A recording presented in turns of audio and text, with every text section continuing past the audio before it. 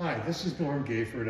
I'm a retired professor of English and philosophy and theater at Genesee Community College at the time, high school teacher before that, and I've had the great good fortune of meeting Phil Hewitt today in the Arts Council for Wyoming County.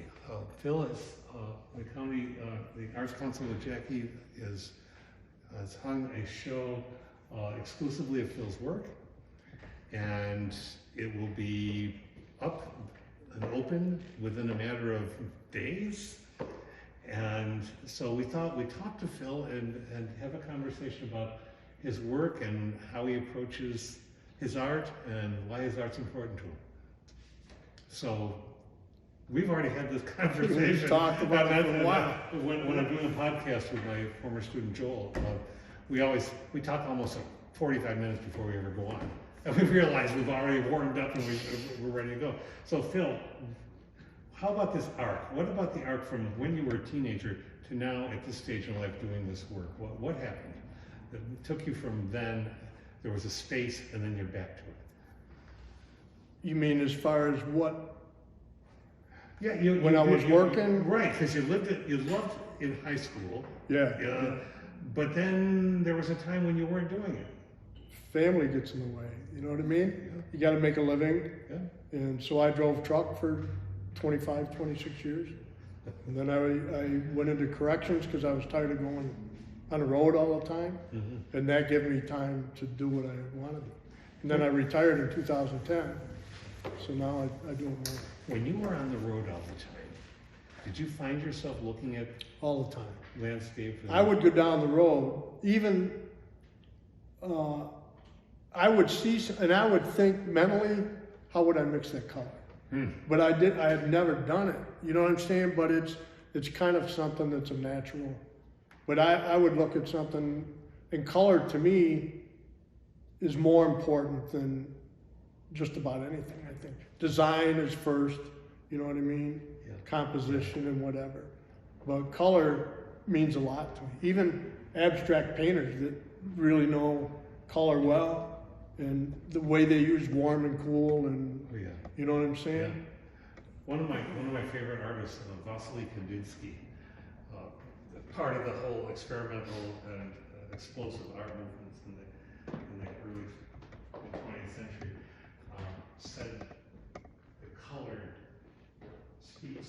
Color is the soul of things. Color, and that's what you're saying. Yeah, color for you. To me, now some artists, it's like I said before, and I try to do a tonalist painting, which is more gray, brown, blue, nothing, not a real lot of contrast or whatever. Yeah.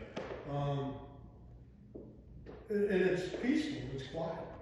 I don't seem to be able to do that. I'll start that, and I'll get there, and all of a sudden I've got yellow, or purple, or something in the middle of it, and it's like, now I'm going in a different direction. And it's like, I think you like values of blue into purple a lot, because I've seen it in many of the paintings around. Purple is probably my favorite. Pink and gray I loved. When I was a kid, yellow and brown. I don't know why. I remember wearing a yellow and brown shirt to kindergarten or whatever. And that color stuck with me forever. But then it got to be pink and gray and different shades of that, whatever. But it's like you say, I don't know. Try not to be loud. Yeah. You know what I mean? Yeah. Oh, this is subtle. Because some of the times of day that you are exploring in your paintings, you've got the early or the late hours. To me, it seems like the late hours. Yeah, mostly.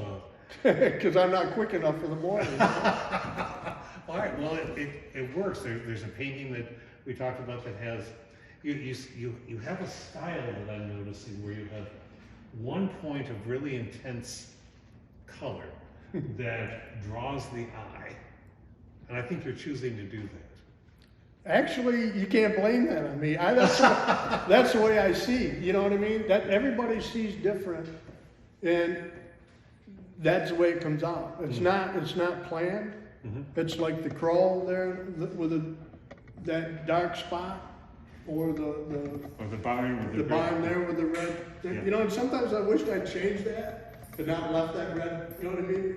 If you're doing realistic work, that you would tone that down, you know what I mean? This is where my art teacher would say, you are listening to your natural instinct.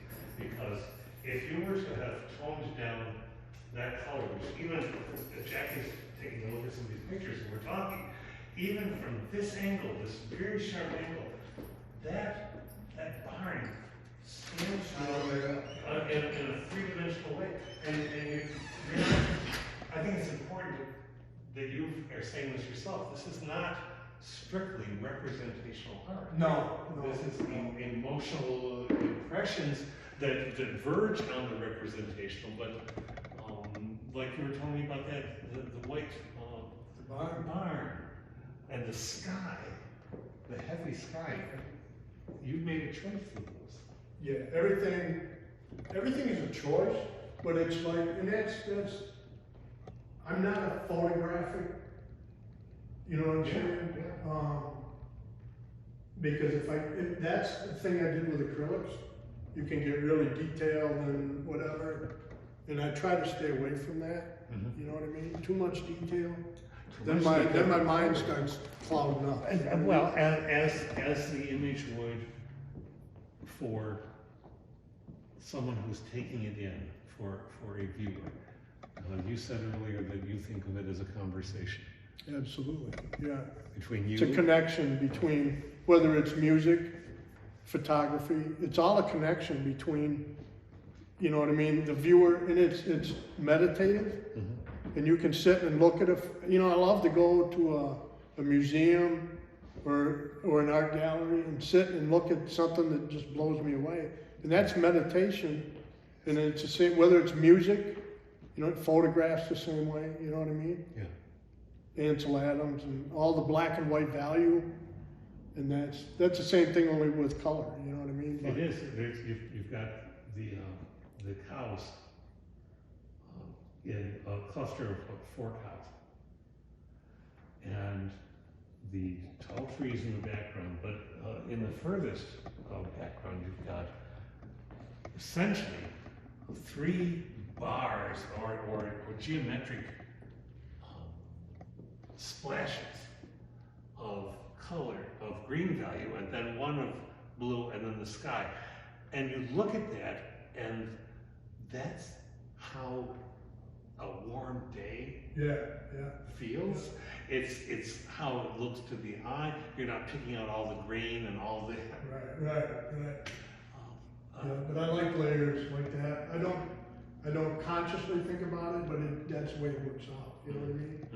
Mm-hmm. Occasionally, if you're doing, it's like we said now, in the springtime, when the land is barren, and you can see the regular architecture of the land or whatever, you see that kind of.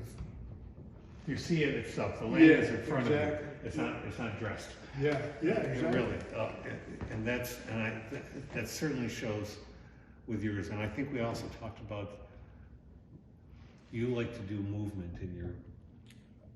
I had a friend of mine that said and I never thought of that before. The guy that was the acrylic painter or whatever, and he said you have a lot of movement in a picture.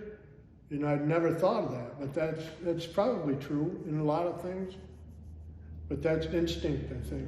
I think it is, but it's the artistic. It's a paradox.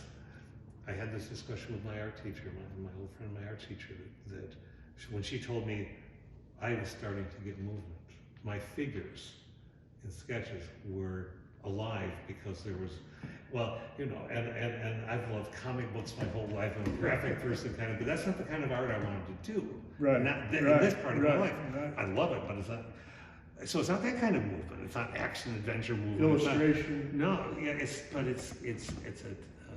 an intensity of, you can see fingers vibrate, or maybe a wisp of hair moves, or a branch is moving, and yet it's static because it's paint. Or whatever the medium, but in your case, paint on canvas. But it's locked. And that's how edges are important. You know what I mean? like with movement, you don't have a sharp edge. You don't want a sharp edge in every spot. You know what I mean? That's what illustration is. It's to sell a product. You know what I mean? It's not fine art. It's an art in its own. You know what I mean? But it's not what you're doing. Yeah.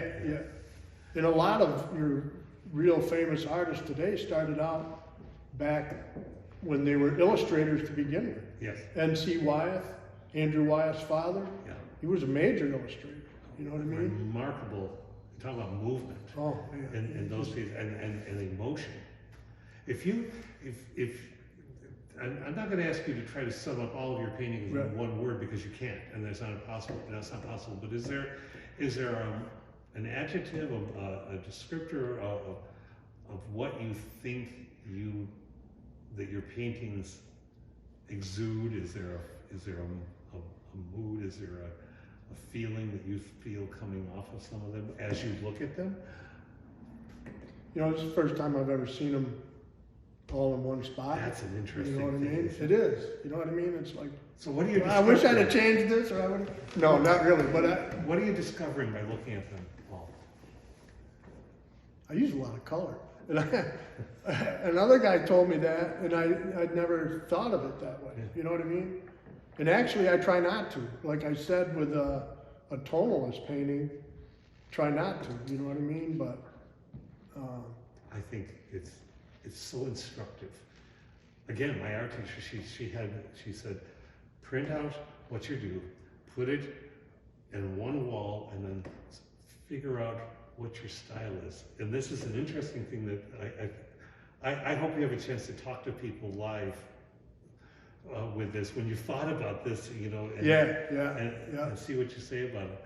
I think we have to stop. wrap it up.